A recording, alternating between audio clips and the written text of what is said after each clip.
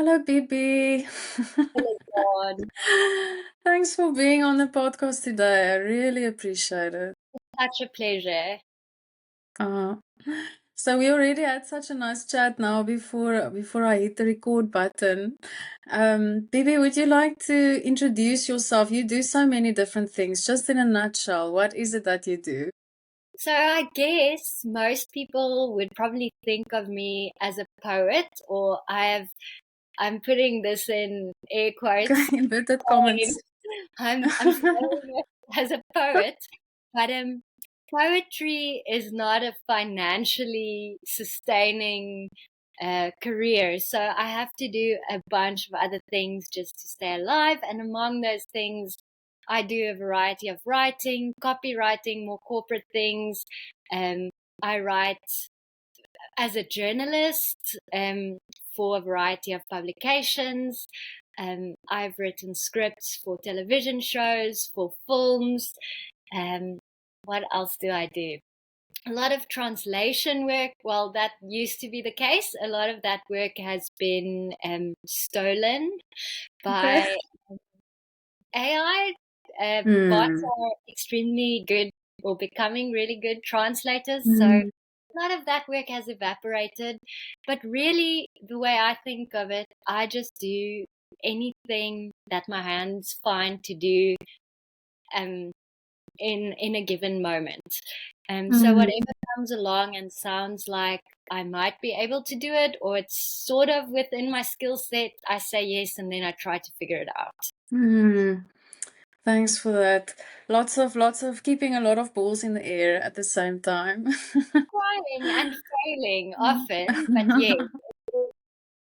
because there are so many different things and working on many different schedules at the same time, um, it is a bit of a juggling act, and it does also involve dropping balls always. There's always at least one Mm, ball rolling on the floor. mm. So we'll definitely get into that. And before we do, so we've known each other for a while, and I've always seen you as someone who's incredibly creative. When did you realize that you're a creative person? I There's definitely not been a time in my life where I was anything else.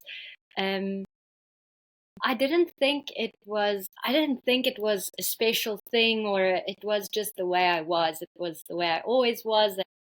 Mm, My parents were for generally quite conservative, sort of Afrikaans speaking, small town people, very open minded about it, just kind of encouraging me to do whatever it is that I feel like doing today. So mm, that was from like being really way out in little children's coloring in competitions, absolutely not ever staying in the lines, never sticking to whatever the prescribed color would be for, say, a picture of a tree and a garden and a house. mm. It's like the tree is purple and it's all and um yeah, so I was never a very even as a child who responded very well to boundaries in terms of Mm, this is what it should be like, or this is what you should be doing. I was all over mm, and weirdly just allowed to be. mm, Um, mm. my parents were Wow. also a little bit busy with other things, so Mm, um, okay. just to do that thing. Yeah. It's so wonderful how you talk about your childhood and how, yeah, the family that you grew up in, how that has enabled you to actually really develop as a person and be who you are. Not feel like you're constrained or you need to be someone else. Yeah, that I've realized, I think, only as an adult and meeting the families of people close to me for the first time and realizing that people grow up very differently, and that's not always the reality for everyone, and why it was the way Mm, it was with my parents. There are probably a lot of different reasons that contributed to the fact that they basically let me be. Um, but I feel very lucky Mm, for that to have been the case, and that I grew up with relative freedom in terms of creative expression and also just opportunities to try whatever I felt like. Like at one stage, the interest was in sort of performing arts, and all my mm, friends would be drawn into my concerts on our back porch. And then after a while, it's like, oh, but my mom was running a business, sort of sewing. And so then I had my own sewing machine and access to material and fabric and whatever I needed, but without being precious about it. Just sort of, oh, I'll try things. If mm, it doesn't work, whatever, you just throw it in away. Or yeah, so from kind of visual arts, music, um, I had access to many opportunities to try things. Uh, mm. but I must say, a constant sort of That's Bibi's dog or dogs. just joining the conversation. Um, yeah, so a constant was a love of reading and books and words. Um, and I'll That's just okay. in a moment. Yeah, so a lot of what is the word I'm looking for? Exposure to a lot of different creative disciplines and practices, but not in a very high art fancy way. Like no one I knew was an artist for a job. Mm, We lived in a small town, so there was no one with very refined taste in anything. Um, so that's also kind of very freeing. Everything mm, is good. mm, You liked it. You liked it. That was the only sort of benchmark for creative and artistic success. Like, do you like? mm. Yes, then it's great. It's fine. Wow, that's amazing. And I can imagine that that would instill a deep sense of trust also within yourself, like being able to trust yourself in terms of what it is that you actually like and not being prescribed, a certain way of doing things from a young age. I do think that there was a bit of that. I do also think it's very important to develop taste and be Mm, um, eventually later in my life when I moved to a city for the first time, when I went to university and I really got to see good art and read good literature and go see art films every week. Um, that that helped me to refine and define my taste, which I think mm, is an essential part of becoming an artist, and then recognizing later in your life when you've done something that you consider valuable and worthwhile, and not just, mm, oh, this has given me a creative kick to make mm, something, but to also be able to have something within yourself, your own measure of taste to sort of um, measure it up against. mm. Makes sense. Yeah, that makes a lot of sense. Absolutely. I want to know this sense of play and freedom that you experienced as a child, not being confined to the boundaries or actually enjoying kind of stepping outside of the boundaries. Do you still value that now as an adult? Is that still part of the way that you work? And how have you maintained that sense of play and freedom? Yeah, I feel again very privileged. I turned 40 almost 2 years ago. Um, I'll be 42 later this year. And when I turned 40, I received a message from a friend who is a poet and just a very um, he's always very articulate. But the one thing he sent in this birthday message that I valued so much and really responded to was that he had seen a picture of me as a child, and he was like, I find it absolutely incredible to still see so much of that child in you as a 40-year-old. And I don't really know how that happened.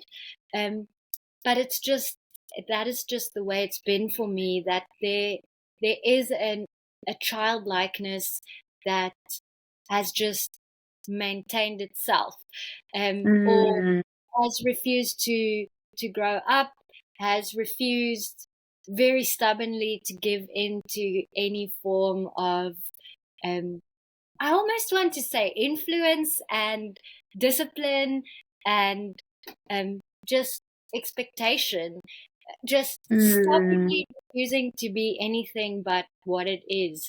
And that little sliver of childlikeness, I now try to really keep it alive and nurture it mm, and feed it in whatever way I can, because I do think it's incredibly valuable in terms of the work that I make and just the enjoyment of it.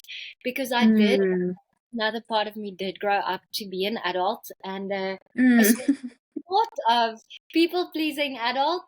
Uh, what we call in Afrikaans a hoofmeisietype, so a head girl, a prefect, the person who always wants to do everything right, who is absolutely mortified when I make the smallest mistake.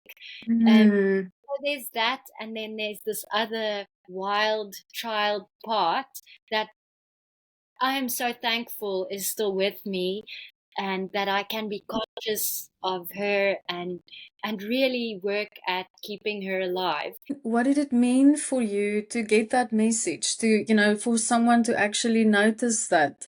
See that. Um, Um, mm, I think it was, there are things that you know intuitively, but that don't often get verbalized or put out in a like conscious way. And mm, just hearing someone say a thing that I think I had known subconsciously for a very long time, and being reminded, like, in a very on the nose way, oh yes, this is mm, firstly, and it's also important. It's an important part of who you are, of what you do, um, mm, a, a very central part of what makes life meaningful, joyful, um, and just worthwhile for me. Yeah. mm. And was it quite significant that it came on your 40th birthday? As in, was that a big milestone for you? I, it was. 40 feels old. Nothing before that felt old to me. Like turning 30 um, felt like a big deal, but it didn't feel like, oh shit, now I'm old. I don't think old in terms of my life is over or whatever. 40 is still relatively young, especially um, the way we're living now, and with an awareness Mm, that age is also something you can prepare for, and that you can live um, with a sense of wellness well into old age, where I think there was, in our culture at least, this sort of thinking that once you retire, your best years are sort of over, and you should just start mm, appearing to be sick and kind of invisible and then dead. mm, That's the thinking anymore. mm, See more and more people who are living with real vitality and like chutzpah right onto their deathbed, whenever that may be, in really mm, advanced in years. mm, I'm also living with an awareness that I can do a number of things. We can't predict the future and we can't manage how things will play out, but mm, taking whatever steps you can to look after your health, your mental health, your physical wellness, um, to Mm. to be able to live a long and prosperous life of the mind and the Mm. body into old age. Mm. Mm. Yeah, it sounds so wholesome, and I can hear that you've given it some thought. Also moving into this in some way next chapter. Definitely, Um. definitely a Mm. threshold 40. Mm. Realizing that while not old, you're thinking more about your future now, and things you want Mm. to do right now have a real impact on the next 40 or 50 or however many years of your life. Where as Mm. a 20-year-old, you just think of you now in this moment, which is also great. It's a cool way to live, but you do cross a threshold, I think, for me at 40 to be slightly Mm. aware of future me and the impact of my life today on my life in the future. Mm. Okay. Yeah, so very conscious living and making conscious Yeah. decisions. And I think So, also yeah. while we're on the topic of that consciousness, just realizing that you have to do the things and you have to do them now. Um, in your 20s, it's easy to think, I will be a writer, I will be a filmmaker, want to do these things and I'll get the chance to do them one day. But the one days feel less Yeah, once 40, and it's like one day is now. Today is one day. exactly. I should just Yeah. do it today. In what Yeah, yeah. I can. It might not be the grandiose thing you imagined as a 20-year-old, Mm. but what can I film on my phone today that will teach Mm. filmmaking, or even Mhm. literally just writing down a few notes that aren't yet a poem or a story or a book. Um, Mhm. the little things every day. I Mm. really do try. Mm. Yeah, that's so powerful, Bibi. And I see it reflected in the way that you live life. Um, eh, Knowing your journey and your story, at some point it seemed like you made the conscious decision to prioritize your writing Yeah. amidst a very busy schedule with lots of other projects. Um, how did you make that happen? Or what led to you actually making that decision? Few things happened. The first was that I was offered a writer's residency for a month in a little Karoo town in the Karoo Desert in South Africa. There's a tiny town called Cradock. It's in the middle of nowhere. It's quite beautiful, and a, um, a literary website called LitNet offered me the opportunity to stay in Cradock for a month at their expense, um, and just work on a project. I embraced the opportunity and I went out there. But while I was there, I still had to sort of, with one hand, keep working on corporate jobs and all sorts of things because I had the expense of my home in Johannesburg. Mhm. Just Mhm. because I'm away for a month doesn't mean that I don't have to pay the rent that month and water, electricity, whatever expenses. And then I realized Mhm. the only way to really capitalize on sort of um, making residencies or uh, working on a project for a extended period of time work would be to really scale down my life. That would mean moving Mhm. to a smaller place, moving to a cheaper place, having a smaller apartment to live in. And I also realized that the reason I had a big apartment was that I had a lot of things and I needed space for all those things. So I think this was around 2022, I just started getting rid of my things. Literally just gave Mhm. my stuff away. made the move away from the city to a smaller town where my expenses are much lower. And to be brutally honest, let me not play around. I Mm, decided to move to the town where my parents live, and they have mm, a small holding, a small farm. So I'm able to live here almost rent free. I have a very mm, um, I would almost call it a cabin that I'm living in now. Um, uh, but yeah, I made that decision to make my life really cheap so that I could work less. Like I had to work. mm, The have mm, to jobs are much less. So I only work until mm, my monthly expenses, which are much lower now. And then I can mm, spend a lot more time just twiddling around and playing and working on mm, projects that I find meaningful, but that aren't necessarily financially viable or financially as rewarding as doing a mm, job or some copywriting or whatever I do to mm, yeah. So mm, I made that move in 2022, which means I'm going into my third year now of living this way. It's I do sometimes still get a little bit anxious about it when I fall into comparison. Um, as I said, I'm in my 40s. Most of my friends own property.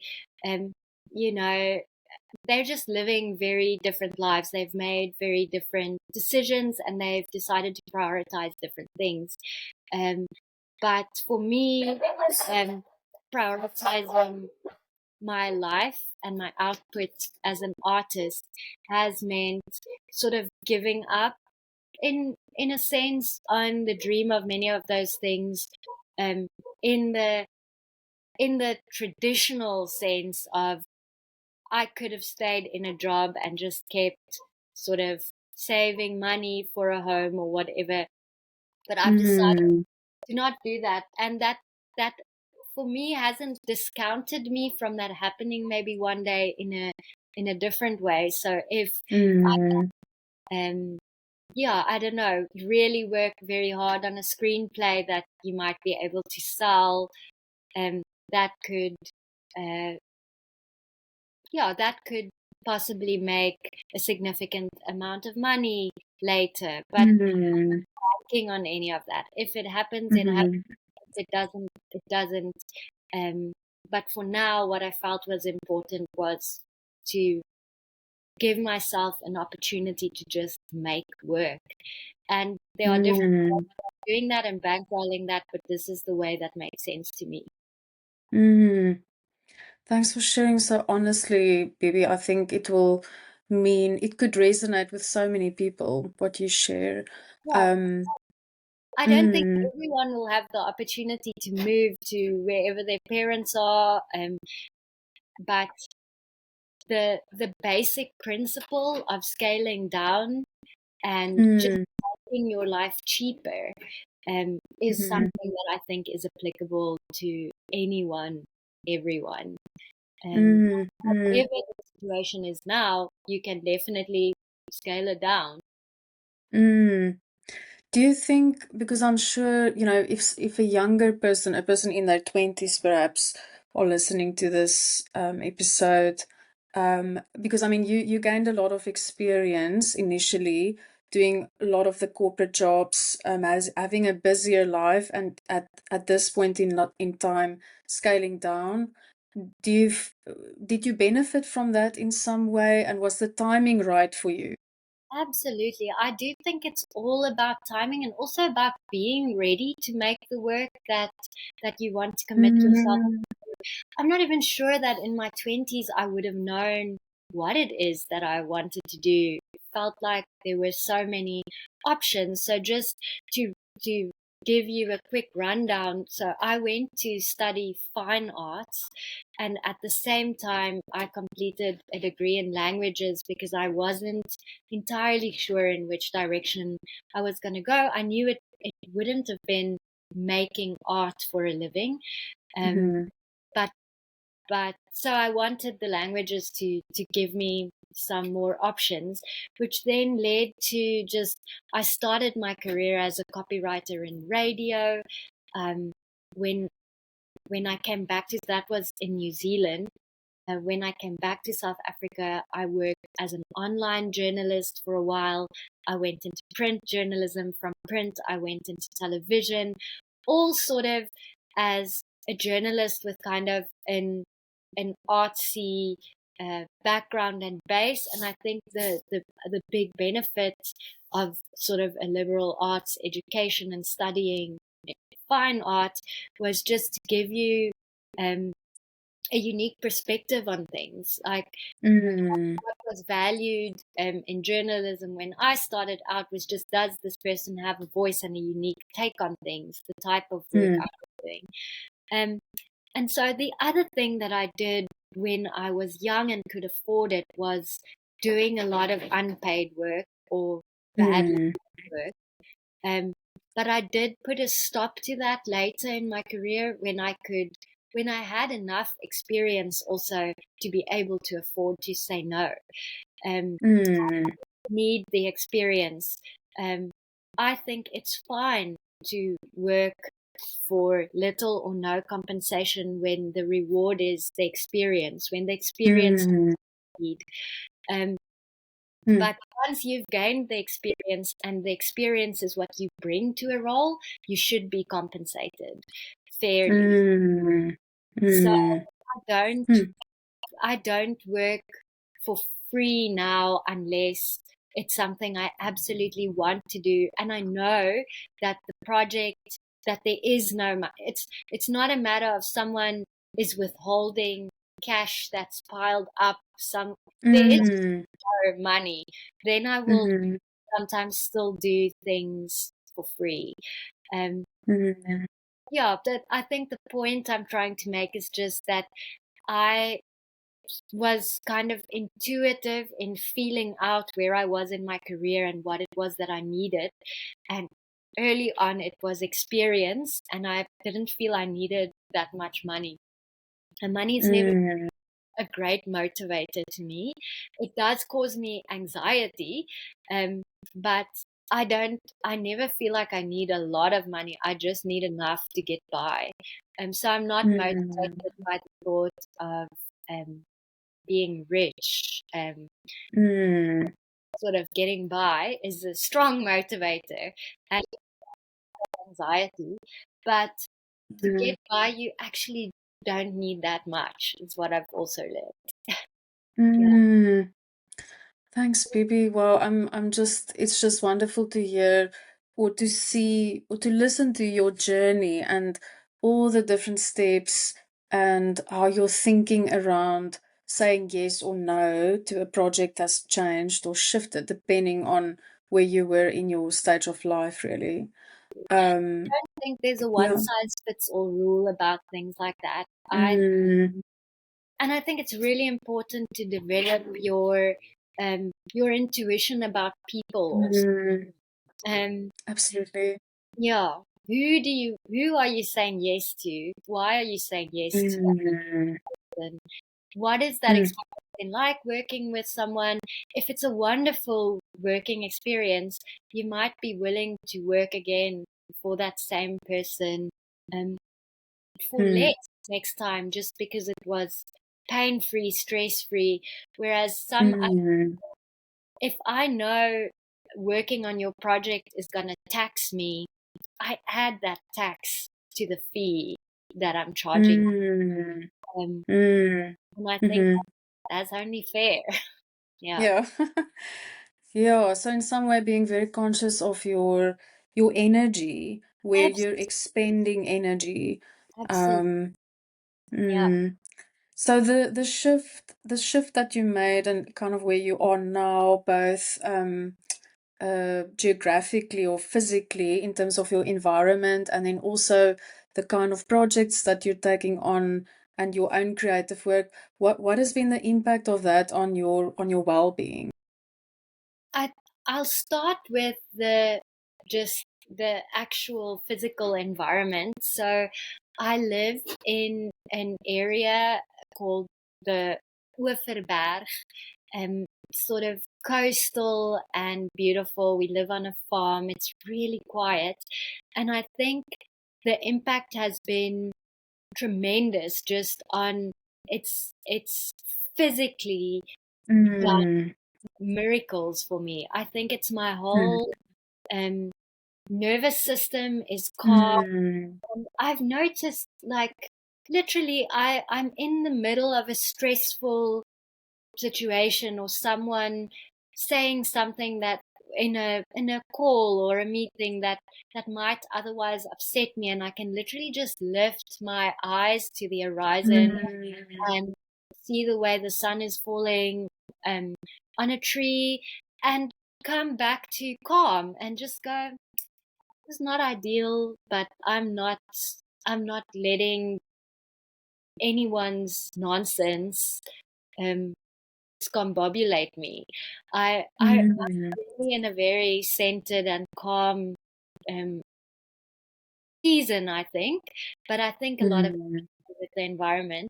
And that has also helped me to sort of set aside some of my anxiety about money and finance and to say yes to more projects that are really kind of, I know at best I might break even, or it might be a project I'm doing completely pro bono.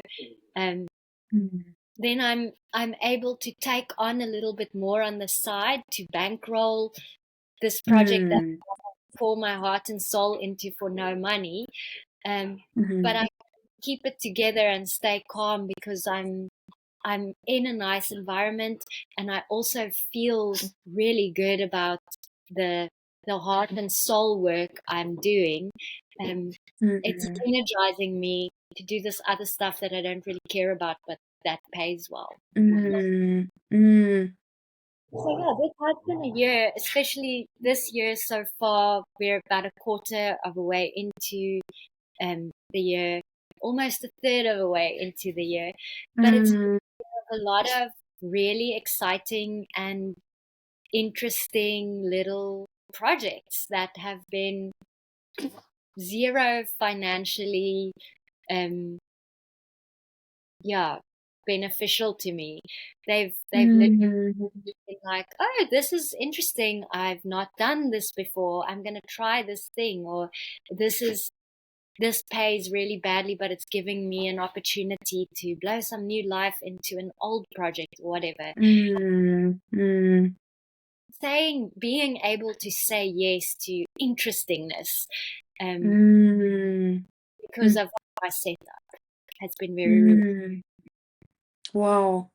I can sense that the groundedness, the calm, even as, just talking to you, I can sense it.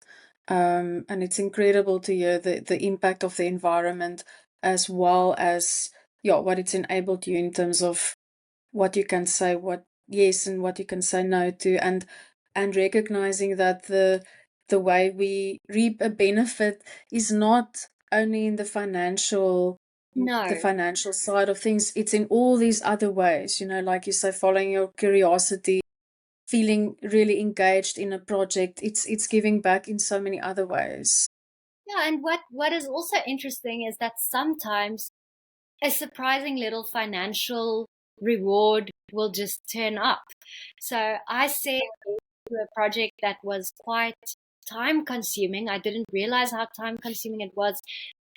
It was money was never discussed. It was never on the table. I always assumed this was just something I'm doing as a little passion project. It became quite a bit bigger than I thought initially, and um, now that the project is finished, someone who is involved with it just reached out, said, I see that you invested more time or a lot of time and energy in this. Mm, Actually, the department I work for has a bit of money set aside for this project. And mm. how much would you like us to pay you? And then I'm just like, well, I honestly expected nothing. So whatever I say now Wow. is a lovely little bonus. And the amount Mm, I put on the table, he almost doubled. So mm, sometimes there are little surprises and rewards, but the fact that I don't have to bank on them is Mm. wonderfully liberating. Just that's a nice prize that will help you pay my my very disorganized and not up to date taxes.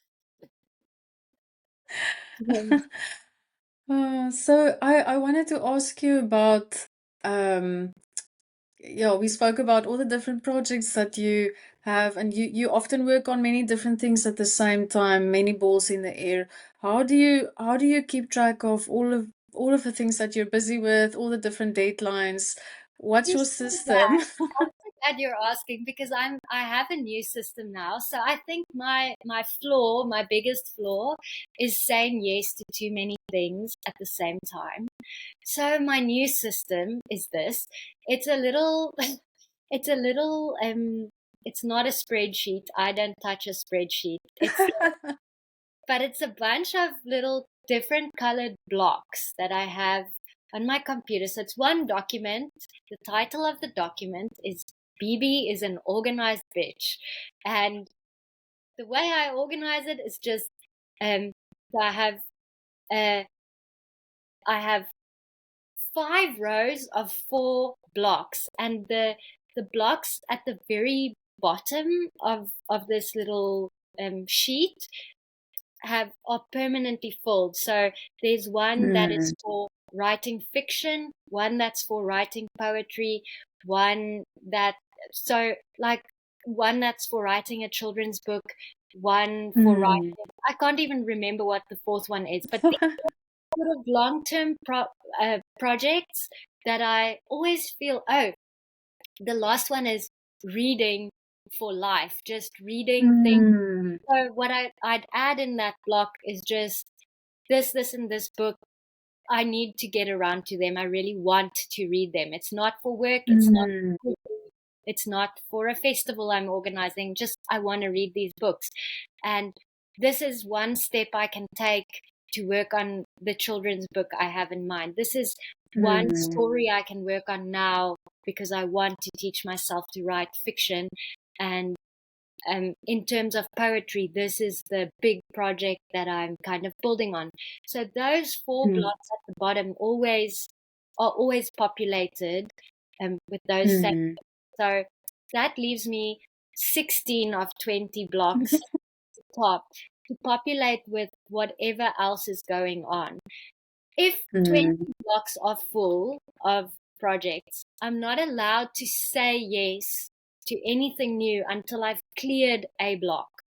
So that forces sometimes a block is literally just, I would put this podcast recording in a block. So once I'm done with you, mm, that block is clear and I'm free mm. to another interview or but I can't say yes to anything until I've cleared a block. So at the moment I have a block that is still populated. And so I did a little show at an arts festival based on some of my poetry, and the show is Mhm. finished, but the admin surrounding the show isn't done. Mm, The whole to-do list in that block is clear, but I haven't done the recon yet, and I haven't paid one person who hasn't invoiced me yet. So until I've paid that invoice and I've done the recon, that block is still full, although the show is over. And the next block, translation project or whatever it might be. Um, and sometimes I'm just putting it off for no reason, but then an enticing project comes in or someone puts something. mm, If I want to say yes, I have to finish this thing, even though it doesn't have mm, a deadline to get it out of the mm, system and be able to commit. So just having like these 20 things going on means that there's always something I can be working on, even if it's just mm, adding one line to a poem or reading one page from a book I want to be reading, um, or looking at the blocks and thinking, this thing has really been sitting. So I also move them around if they've been there long. mm. up, but the top level is whatever is my biggest priority right now that I have to get done. So my taxes, I've changed the block. Mm, Screaming at me, I have to do it this week. And as soon as the mhm, block is gone, I can put something fun and nice in there. Or mm, if a nice paid job comes in, that can replace the tax job, but I can't say yes until I've taken something one if until I've cleared one block out. And mm, it's new for me. I started it at the beginning of this year and it's working very well. 20 seems to be a lot of things to have at the same time. But as I say, some of them are really tiny. It's just like an hour mm, to record a podcast or um, a silly piece of admin. But I'm the type of person who might put that admin off for months and months and months. So just having mm, a block and something else that I want to add to my list of things to do comes in forces me to do that because that's the block I can clear. mm, It's been mm.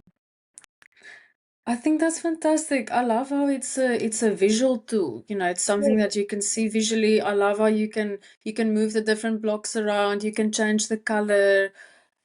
It makes me think, while you were talking, I was thinking about Mary Kondo and the way that she would wake up books.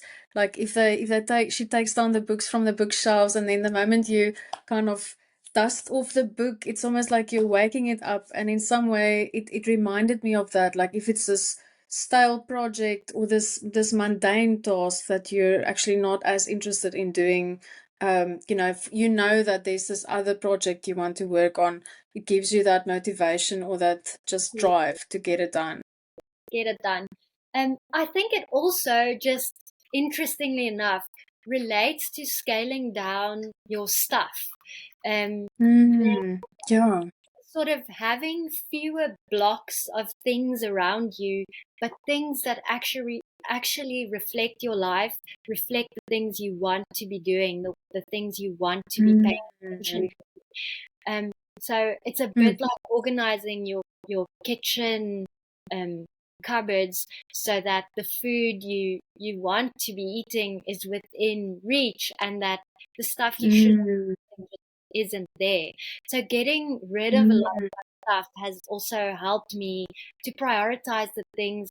Like, sure, I kept thousands of books because I love books, but what are the books that I am actually planning on rereading?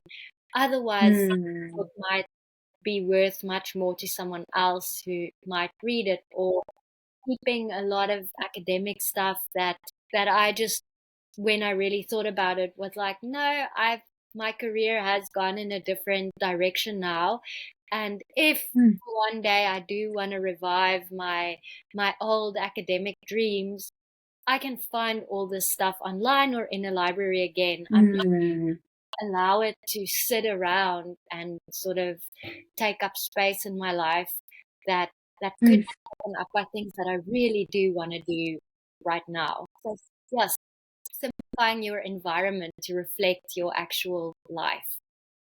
Yeah.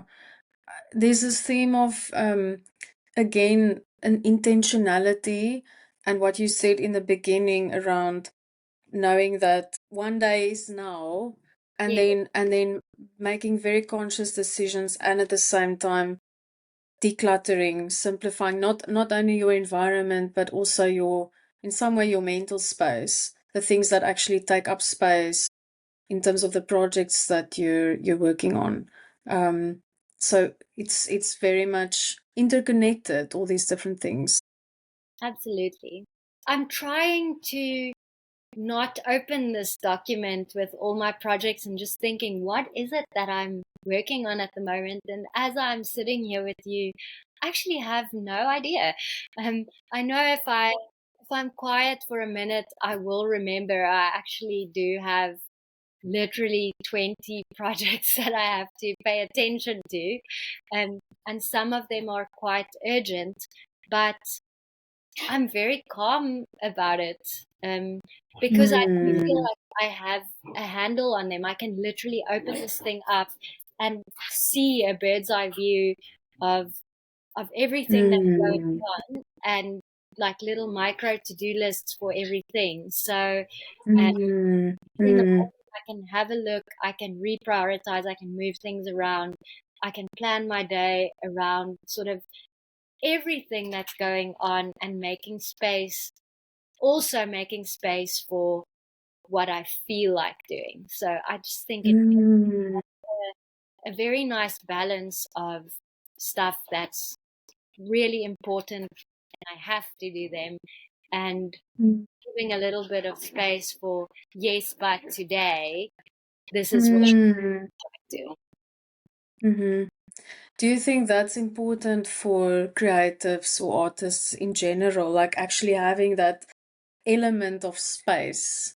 A little bit of space, allowing yourself, building, building uh, almost a buffer into whatever it is that allows you, even if it's literally just the freedom of a few minutes to do nothing. I Mm, do think we have to construct our lives more consciously. No one else is going to take wat is verantwoordelikheid. They're not a gonna responsibility. Yeah. responsibility to look Mm, after your wants and your needs. They're mm, looking after theirs and their business or their projects. So mm, whatever the project is, I really do try to carve a little bit of space for myself to still just be myself. And whether that means mm, giving myself a little bit of extra time or taking slightly less time, being quicker on the project to allow myself to also add something nice and spicy to my day. Um, and I've also learned that people respond really well to honesty sometimes. Like I mm, a client, I think it was about 2 weeks ago, where I told him I would send you XYZ by the end of the day. And about halfway through the day, it was just an incredibly beautiful day outside. ah, It's the end of summer here. We're a little bit into autumn already, but we still have a few beautiful days. So I sent this person a text to say, how desperate are you to have this stuff by the end of the day? Because it's a beautiful day. mm, Actually, I would mm, like to take my dogs to the beach now. And he was like, oh, it's really not. Send it tomorrow. So there sometimes just people aren't as hurried as you think, or something might not actually be as set in stone as you think it is in your head. Sometimes it is, and then you got to do what needs to be done. But just not coming up with an excuse. Just tell him the truth. It's a beautiful day. I don't know when we're gonna have another beautiful day. I want to go out. And it's like, yeah, this is no problem. Do it tomorrow. mm, Um, mm, I think mm, that's maybe just an example of building that space into the relationship you have with a client or the people you're working with, to actually mm, the the freedom. What is the word I'm looking for? Just to be able to be honest with people and mm, not feel bad for not working constantly. I know I deliver better results and I make better and more beautiful and more meaningful things when I'm living well. mm, mm, And I, I also kind of feel I have a little bit of a responsibility to teach my clients. And when it's not mm, clients, just people I'm collaborating with or working with, to teach them that about me. And mm, freedom and give me space, and I'm going to do something wonderful for you. But if you're sitting on my head, or if you make me feel like I have to convince you I'm working all the time and mm, pretending to be really busy, when busyness is not what this project needs, it needs mhm, stillness. or it needs space, or it needs spaciousness. Yeah, trying to, I guess, be real about that also. Mm, Definitely a mm, time in my life when I would love for people to think of me as busy, always busy, hardworking, coming to the party, but not the party, the work party, and just yeah. time can be counted on. Now I don't. I want them to Mm. can be counted on to do really good work, but sometimes that means can be counted on to not be at her computer right now.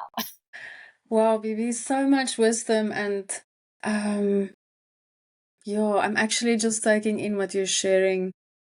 I think it's profound, really, and it's in some way the result of a life's work. I know you're only 40, but it's the journey and everything that you learned up until now that has allowed you to actually be able to make these very conscious decisions. And what I'm hearing is not only the relationship with others, but also the relationship to yourself, and in some way nurturing that relationship as and making that a priority, and that then flows into all the other things. Absolutely. Just I think also thinking of it like your whole life as a creative project, um, and trying Mm, to live beautifully and meaningfully and just well in a way that also that serves yourself, that serves other people, that's not doing harm. Um, mm, and yeah, it's wonderful.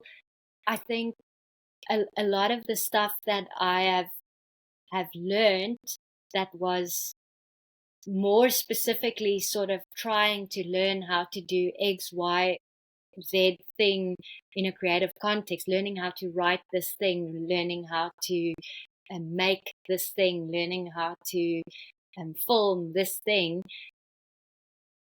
I've been lucky enough to be able to process a lot of that and make it also applicable to my life. And mm, that's mm, been, yeah, very, very rewarding getting older.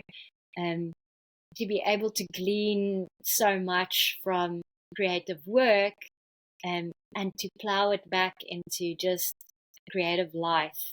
And it's not about mm, writing this one book or making this one movie, but getting up and just being alive in a way that is as good as a good book or a really great film. mm, mm. Absolutely. I feel so grateful for our conversation, baby. I feel there's so much for me to think about.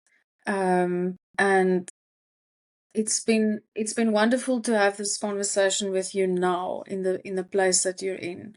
And I'm really looking forward to seeing where the rest of the journey is going to take you. Thanks. Um, Thanks so much for having me, Lizanne, and having my companions who have walked along joyously throughout with their own, just sharing their own small contributions about, yeah.